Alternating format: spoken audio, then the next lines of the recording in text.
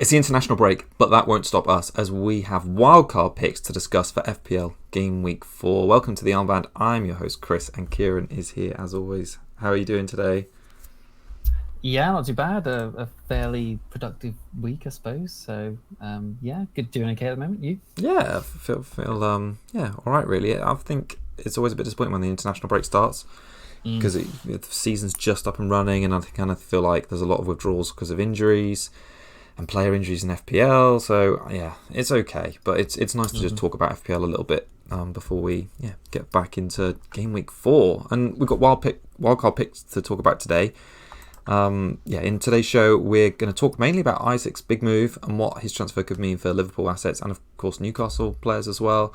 We're going to highlight some of our would-be picks for this game week and beyond. Kieran, you mentioned earlier as well that you are interested in playing the wildcard during the international break, so... Yeah, interested, yes. I'm not sure I definitely will, but yeah. Yeah, so we'll talk about that. And then we've got some community questions to answer. Thanks for those that submitted some, and if you want your question answered, comment on our posts at the beginning of each game week. You'll need to be subscribed to see that. And then finally, we'll look back at our points for game week 4 and our plans for game week 5. And just before we get into the show properly today, just to say, please, if you do enjoy what we do, please hit that like button, subscribe to the channel, just help us fight that YouTube algorithm, as we would love to have you for this episode and more as we battle through the season. So I think that's enough preamble for today. Let's get into the big news. Sunday night onto Monday, Isak signed for Liverpool, the transfer saga of the summer. 6-year contract, best part of 125 million. Did you actually think it was going to go through after all of that? To be honest, I was doubting it after how good Ekitike's been. I was thinking, they don't really need him because he's been solid. But then I suppose they don't really have any other strikers at all other than Ekitike. So I guess they needed a backup. Well, not a backup. Isak's not going to be a backup, but just a cover in that position, I suppose, is they really didn't have anything else. So, it's British record fee as far as I know. It's going to be interesting. He's certainly not going to be someone who's going to be sitting on the bench, kind of like with Wirtz, how much they spent. I think they're just going to be playing them no matter what. But is he going to start after the international break? Good question. I feel like he's got what, another 2 weeks to get up to speed in training at least. He's not going to have match fitness, of course, because I don't think he played any preseason either. So, tough. He's been called up to the Swedish squad, so we'll get a bearing on his minutes there. But yeah, I agree. I can't see him starting Burnley, but people seem keen on him. He could. I suppose he could. He's had 279,000 transfers in as of the moment. When I started looking at his ownership at the beginning of the week, it was like 4.2%. It's already it's 5.7 now. But yeah, it would just be good to have a little bit of a chat about how we think he's going to impact that Liverpool team and what it means. So it's definitely one to monitor, like I mentioned, over the international break. He's, we know his background. He's Premier League proven. His previous 3 seasons, 23 last season, 21 the season before, 10 goals. He's not he's not a consistent 38-game, full 90-minute player. Like, he is fairly injury prone, and last season a bit snowflakey with thigh injuries, to our irritation over the Christmas period. So he's, compared to, let's say, Salah in that team, I don't see him getting anywhere near the same minutes. He's got more flexibility, I think, compared to Ekitike. He's played left wing for Liverpool quite a few times. He's played the number 9 position, whereas Ekitike he's only started 4 times on the left in his career. So Isak's got far more experience there. So I think what we'll see is just mainly at number 9, coming off early, or he might be played out wide if Gakpo needs a rest for any reason and they're playing a weaker team at home. I could see that happening. For 10 point... Do you think he would sign to be a left wing? I don't think he would. Probably no. I don't think he's... Yeah. No, I think his main position is absolutely going to be number 9 and first choice based on the amount of money. But I think what he has got is he just gives them... they haven't got a full backup really for Gakpo apart from that young player. So he could play there if he needs to. So I think that's obviously one of the reasons they've gone for him. I think generally, I don't know about you, but it kind of like lessens the appeal of all of the Liverpool attackers just because minutes. Maybe not Salah because he's a 90-minute guy generally, but the fact is in 3 games this season, Salah has a 0.31 xG, which is less than ATK, less than Verts, and the same as Gakpo. And his XA is less than Verts. Is that serious? Yeah, that's true. Yeah, Wow. yeah. Yeah, okay. And Salah's XA is worse than both Gakpo and Verts too, despite playing the most minutes. So I know it's a small sample size, but I think if Salah's already performing worse than some of the other attackers in the team, and they're adding another new attacker in the mix, I really don't. We need a few more games, I think, to look at it. But I don't see Salah's like becoming the dominant force again very quickly in that Liverpool front line. I don't know how you see that. Yeah, I think it certainly makes Gakpo's minutes a bit more worrisome. I think Salah probably is going to be the one that plays all the minutes. Yeah. And then, with his form not being so great. The reason I was thinking about wildcard is because I was thinking, get Isak in. If he doesn't play the first week or whatever, just have a decent enough bench one or whatever, and then just you already have him in place because he's going to start to rise and stuff like that. So, it's difficult because like the next 2 fixtures are so good that you definitely want like probably like a double up in that attack. Yep. So it's just like you pick Salah, but we're in my position. Like I've not been picking Salah. Like I go for, and I've already got Verts, who's not great. So who is the second best pick in that situation? Like, is it Isak? Is it Ekitike? Is it Gakpo? Like I have no idea anymore. No, I agree. I feel like we need these 2 games are great in the sense that it'll give us some answers on like whose minutes are most secure, but at the same time you want the players in for those 2 games because that's the ones they might like score big in. I'm really down on Verts, having like watched a decent amount of Liverpool over the first 3 game weeks. He just doesn't seem like at the moment an FPL pick. I don't really want to waste a transfer taking him out with these 2 fixtures coming up, but my expectations for him are like super low. He had like 1 decent chance against Arsenal. He was pretty anonymous against Newcastle when they had 10 men. And even on the first game against Bournemouth, he didn't really have much in the box presence. So, I think if he was sat with Gakpo still, I think you'd hold, and same with TK. But I don't know about if I'd be bringing Isak in just yet, personally.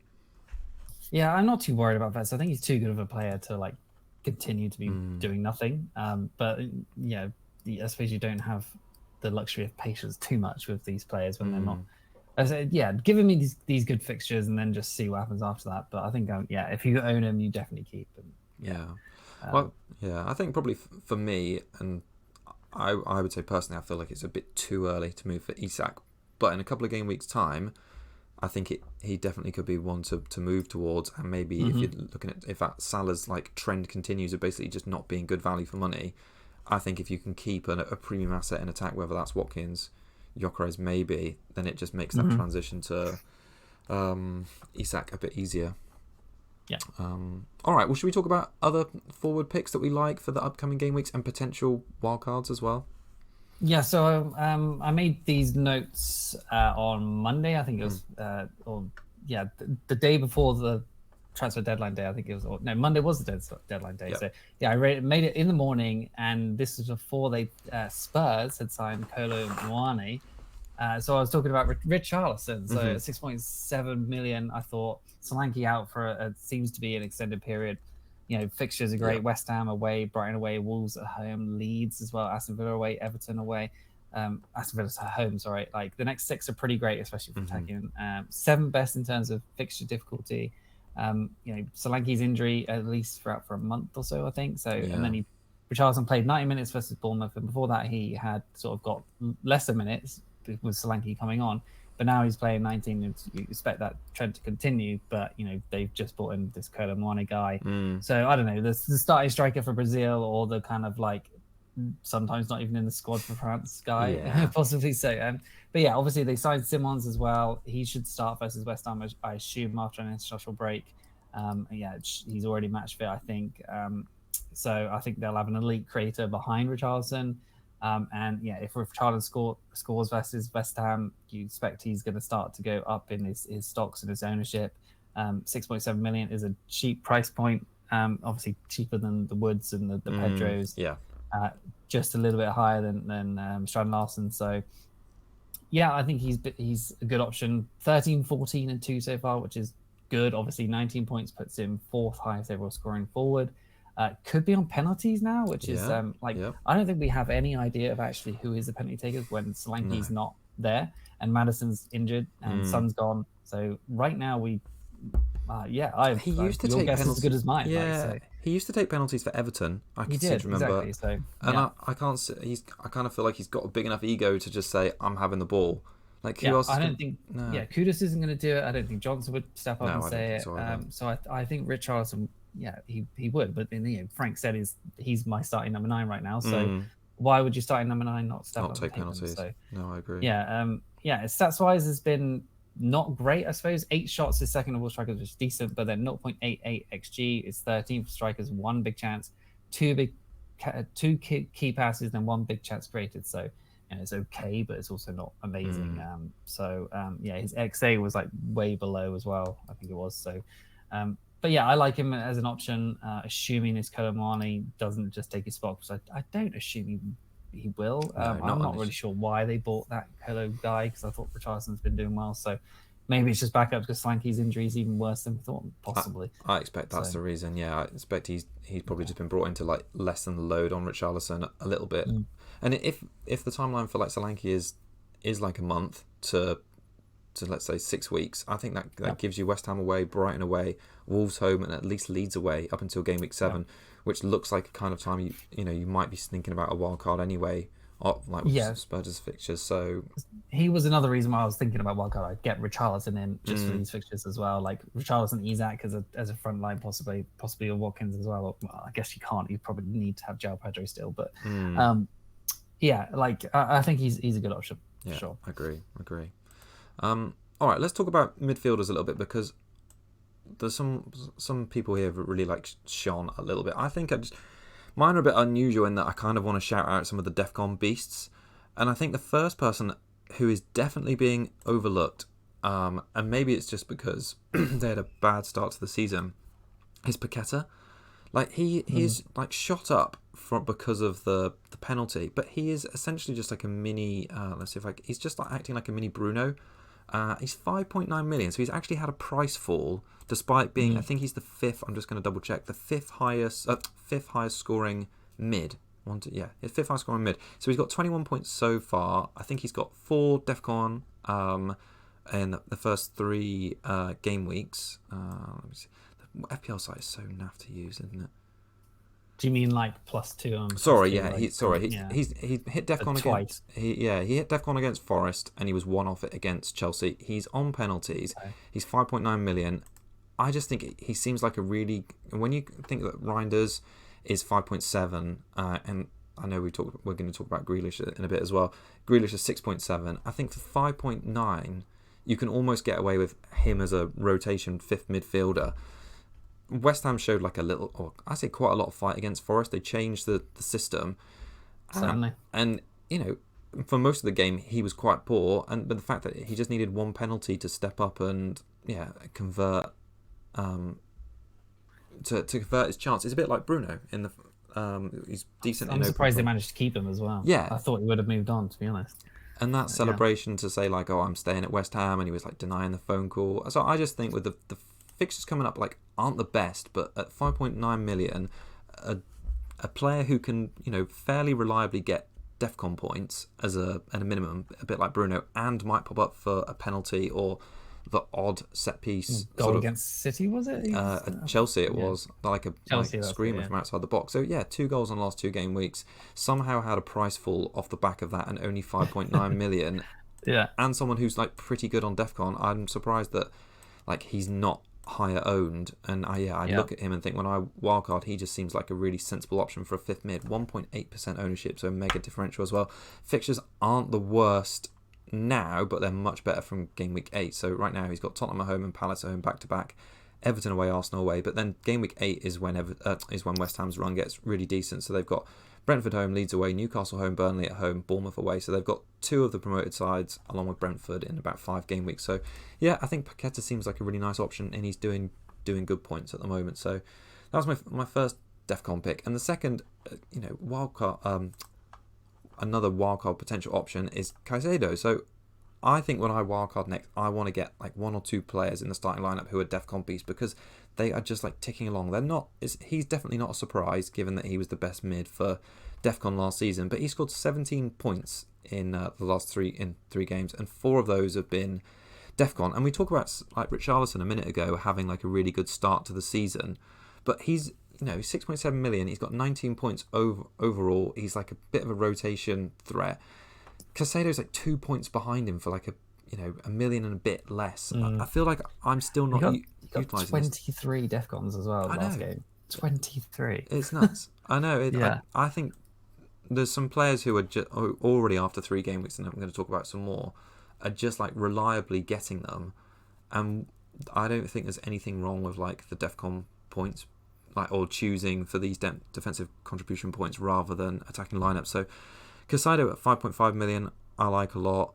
He's already chipped in with an attacking return too. We've seen Chelsea have been good defensively with 2 out of 3 clean sheets, although the one against Fulham was quite lucky. He scored 3 more points than the game week 1 darling Reinders after.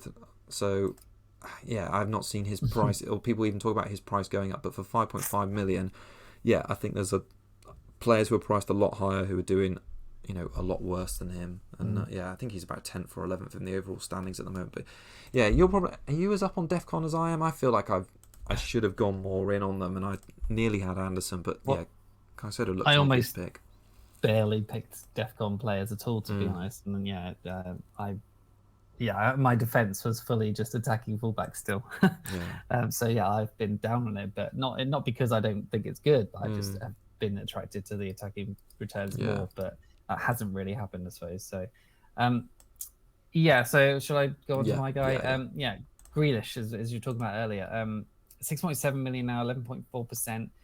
Fixtures are pretty decent. So Villa at home, obviously, that's not a bad fixture for him to be like, going up to the Villa fans and sort of being like, no celebration. I'm sorry, we're scoring against them or assisting and stuff. So Liverpool after that, not amazing, but Derby could do something. West Ham at home, Crystal Palace, City, and then Tottenham. So fixtures, mixed to say the least. But I think their attack is proving that they're pretty decent right now. So take out the 19 minutes cameo in game week 1. He scored 11 and 10 points, 0.71 and 0.87 xGI in those 2 games.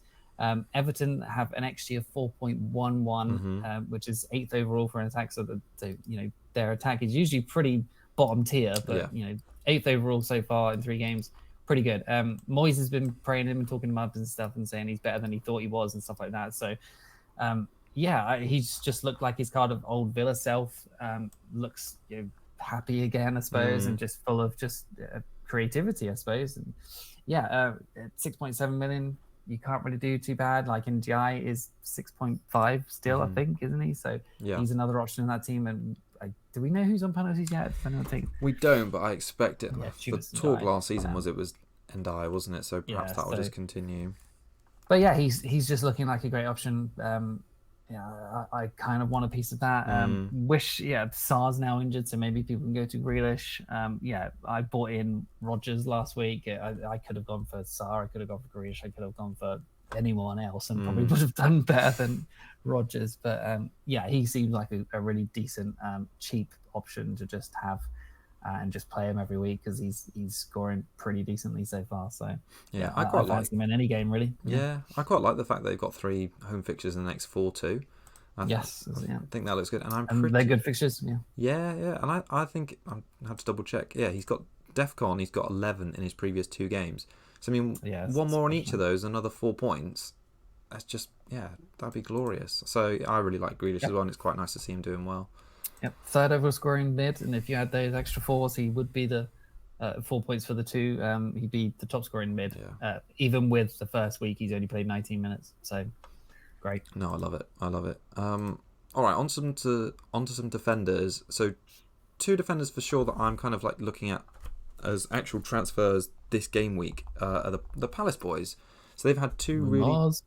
Yeah, Munoz. They've had 2 really tricky games away so far this season with Chelsea and Villa, and they've come away with 2 huge clean sheets. So Lacroix is only 2% owned. That was when I wrote that down. I went, wow, because he was earmarked as a big DEFCON beast, and he's turning out to be that. He's playable in tricky away games. He's got 13 and 9 DEFCON in the games away against Chelsea and Villa. And what I quite liked as well is that a home game against Forest, where you expect that they're going to be pushing forward and it's going to be more of that's a winnable game on paper, so you wouldn't think they'd be sitting back. But he got DEFCON in that game as well. He had 12. So he's had a total of 22 points so far, which is absurd. If you look at the forwards, only 2 forwards have done better than him. That's Pedro and Haaland.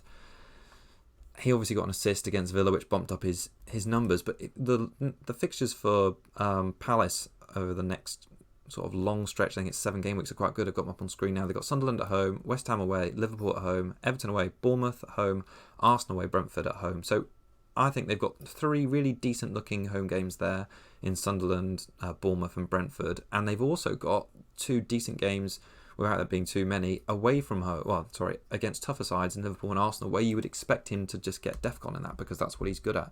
So I think his floor is high, and I think his ceiling is high too, because there's clean sheet potential. I think I just prefer him to Munoz. So Munoz obviously got the attacking return in the home game against Forest. He got an assist, but he's had 8, 1 and 11 DEFCON in that order. So the 1 was the home game against Forest, which shows that perhaps in easier games Munoz has got sort of less defensive commitment. I mean, this is such a small sample size, but less defensive commitment than obviously than Lacroix.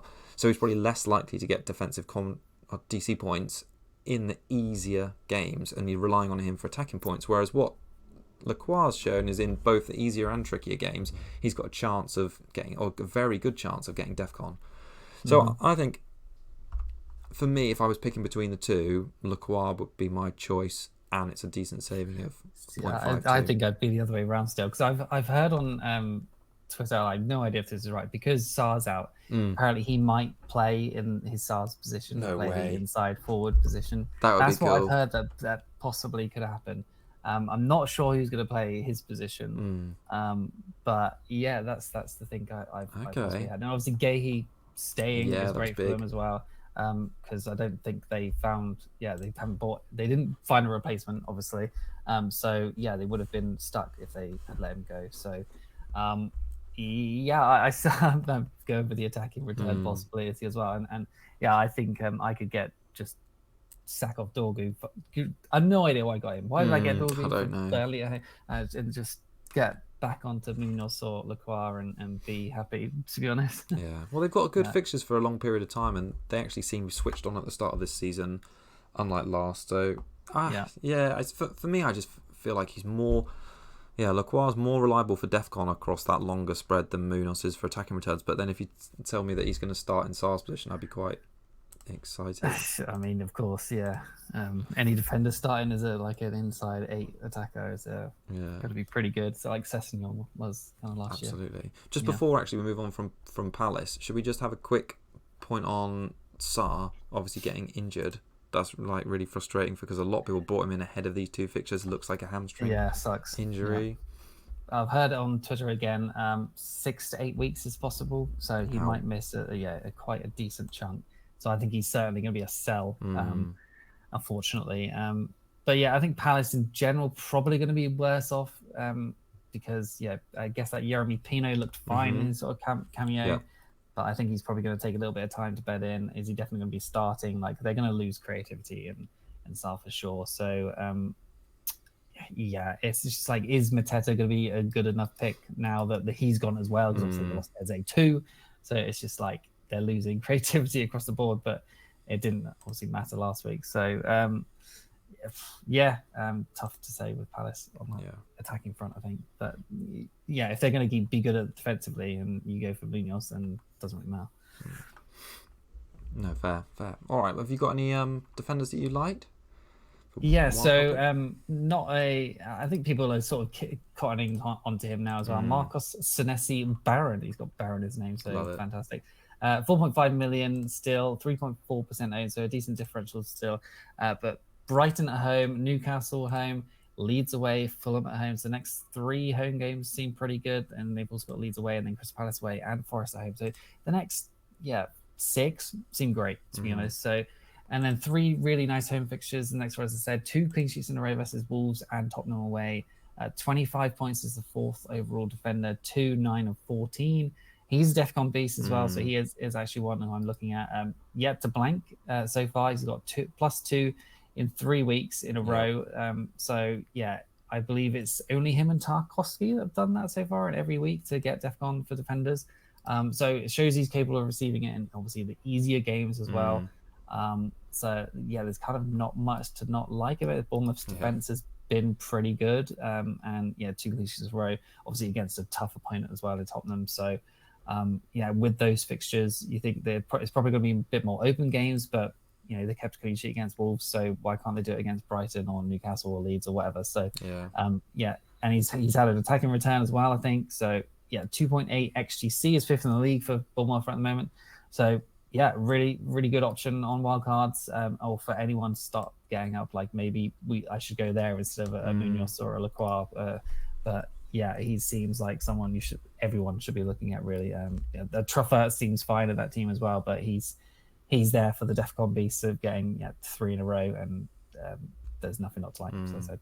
And just on him as well, a little bit like Lacroix, in the what would be the easier game for Senesi, the home game against Wolves, when Wolves went down to 10 men, you think his opportunity to get DEFCON would be reduced, but he still got 14 in that game anyway. So he's capable.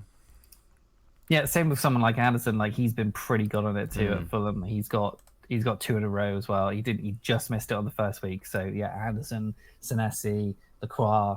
Don't know what's happened to those Forest centre backs as well. Shameful. Shame. But there's the ones we kind of expected, other than the Forest ones, to be doing well, and they have done. So I know, it's been really poor. And then you had a few goalkeepers as well to pick out, didn't you?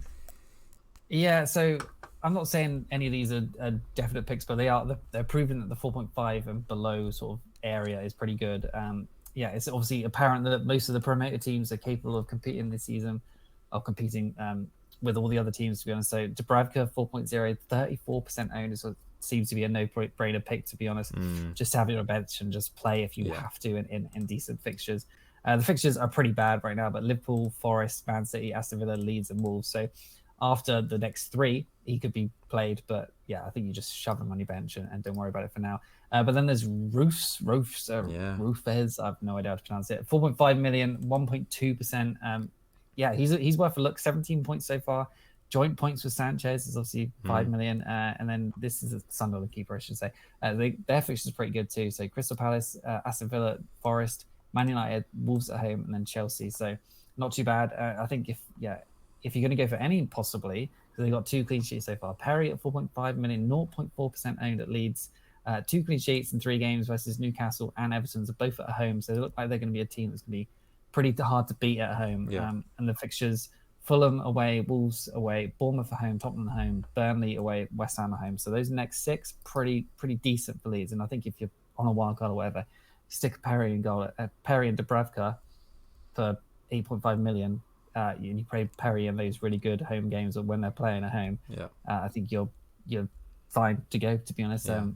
They look fine. I'm glad to see it with all these promoted teams. That I had Goodmanson in my team this week with 9 points and 3 bonus, and no DEFCONs, but having to play him has not felt bad, to be honest. No, I was just about to say that as well. Having the promoted teams makes it so much better, doesn't it? We've just got more players to pick from, and the teams just aren't awful. So I agree. Like Ipswich and whatever else last year, and Southampton, who else was it? Leicester. They would all just all 3 of them were total trash, and you couldn't pick anyone from them. So Whereas I think all of them have won a game, haven't they? And Sunderland have won 2, and Leeds have drawn 1-1 as well. I can actually look. I think that's right.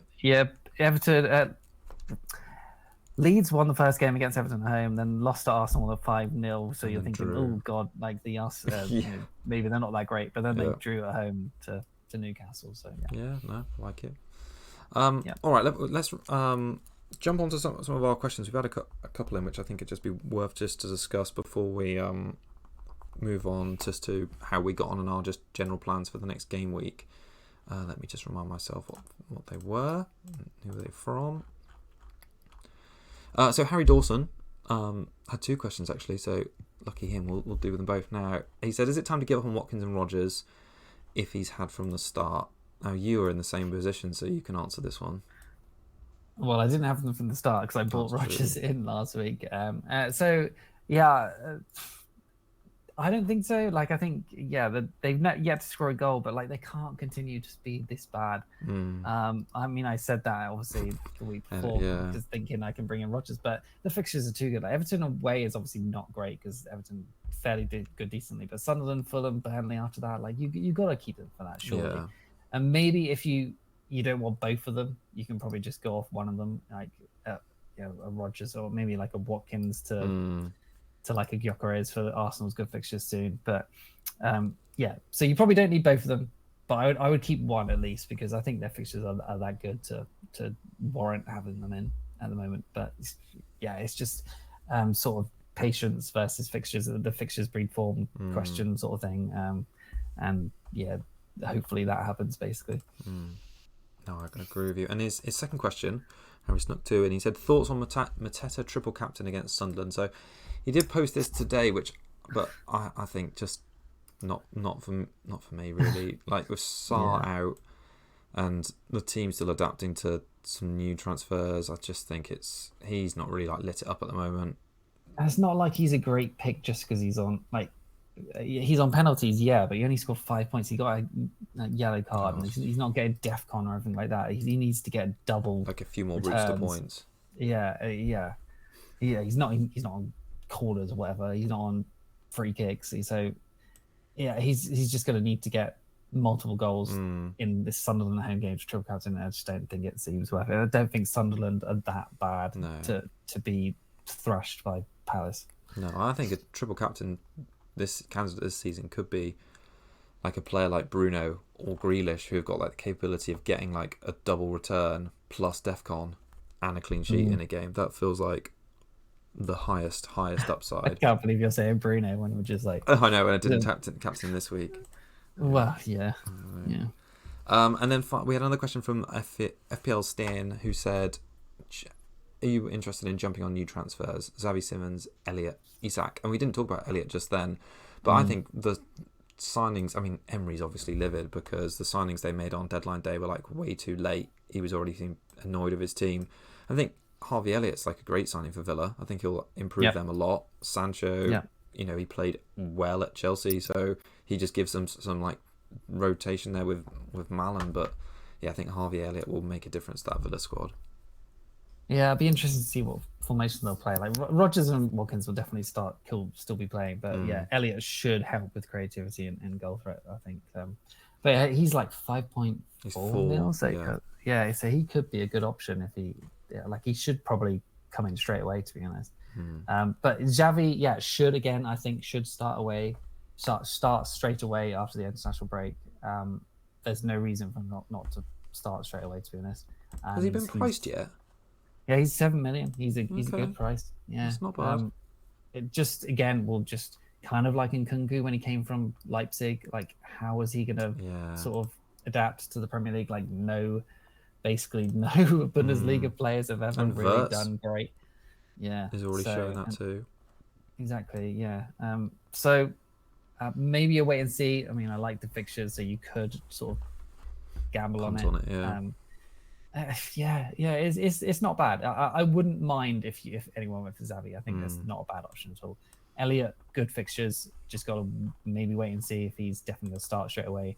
And Isak, we think is going to be just like maybe a wait and see, just because we're just not sure how or where he's going to play. I think he'll. Initially, maybe at least the first game. All right, we'll end just by doing our quick recaps of our teams and just some our points and our early plans for next game week. It's quite nice that this one goes on slightly longer than usual just because it is the international break and we're doing only one show. I'll go first if you like for a change. Sure. That's points actually. So ended on 56 points. I captained Salah, but watching the game he just looked so off it. Really poor. My main points came through Sanchez. I did 2 transfers actually. I should say that first. So I got rid of Palmer, and I got rid of Cooper Jr. from Bournemouth. Got Semenyo in, and I got Pedro. Semenyo could have hauled on another day. He also could have been sent off as well. He had some good chances. But yeah, Pedro did obviously return, so I feel like I'm part of the crowd. I'm pleased about that because otherwise would have been fighting that tide even more. Bruno got me the 10 points. Pedro got the DEFCON. And then my big hero was Drewsbury Hall, who I'd had first bench for Strand Larsen. He was injured, so I kind of was relying on Drewsbury Hall anyway. I thought Strand Larsen was going to go to Newcastle as well, to be honest. So I'm kind of pleased that hasn't happened because their fixtures are still good. But Wolves are absolutely shocking at the moment. So I don't know how much longer he's going to stay in the team. But transfer plan wise, I've only got 1 free transfer, but I'm contemplating a couple of things. I could either move Murillo out to either Munoz or Lacroix, or I could get rid of Agdebu because Wolves have been really poor, and I could go someone like Chris Richards or Senesi. So I'm kind of weighing up those are the 2 main routes. Because I think my forward line is fine for this next game week and a few game weeks after, but it's just, can I squeeze a Palace or a Bournemouth defender in, because they've been showing good DEFCON points, and Agdebu and Wolves have just been poor. So yeah, that's where we are. 5 point something million at the minute, so it's not too hot. Let's have a look at your teamy. It was 54. It was a green arrow up to 6, just under 7 million, which is crap obviously, but a green nonetheless. Sales still doing nothing for us. Defense atrocious. I mean, we did kind of expect them to kind of drop off a little bit, but not this much. Cucurella not blanked yet this season. Been good, but providing certainly less value than Tosin or Chalobah, which is a shame. But yeah, Porro did fine. Defensive contributions decent. I'd like to see that from him. Goodmanson hero on 9 points. Came off the clean sheet. Bonus as well. Good. And then I captained Watkins. Just thought the fixture was good. Liked it on the last game of the week, and just thinking, if anything, he gets anything at all, my week will be really good. Not to be. João Pedro and Bruno doing well. Bought in Wood, I'd started obviously Dorgu against Burnley, and he didn't show. I knew he was going to be benched. I could just see it because I was after that Grimsby game. I was just he's been taken off tactically. I just knew he wouldn't start.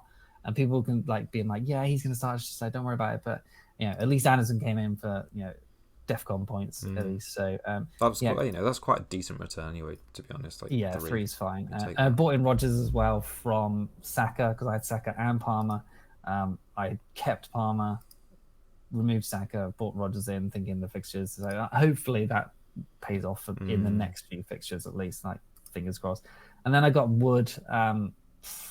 I've never been a huge fan of his. I thought 3 of the next 4 are great, but he's concerning me because he is starting to not be a 90-minute man. Arsenal next, don't love, and then the next 2 after that, he's got to do something, otherwise he's gone for sure. Because I don't like owning him, to be honest.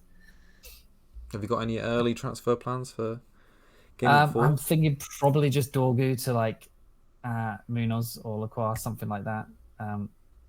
That's probably it. Get rid of him straight away. I've yet to roll a free transfer. So I'm thinking possibly a hit as well. If Palmer's not back, then I could just get anyone in for Palmer.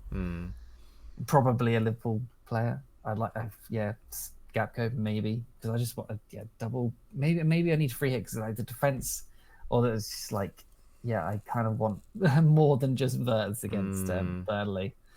Yeah, it's not bad. Is Burnley away or home? It's away. Away. Okay, so maybe I don't need to be as worried. So, but we'll discuss that next time. Yeah, for sure. Cool. All right, we'll be back probably this time next week, next Tuesday, to start thinking more about what our plans are before, obviously, the Thursday team selection video. So, thanks everyone for stopping by, watching. If you made it this far, please like and subscribe if you enjoyed. We'll be back, like I say, next week. In the meantime, kind of enjoy the international break. Try to. Cool. All right, we'll see you on the next one. Cheers all.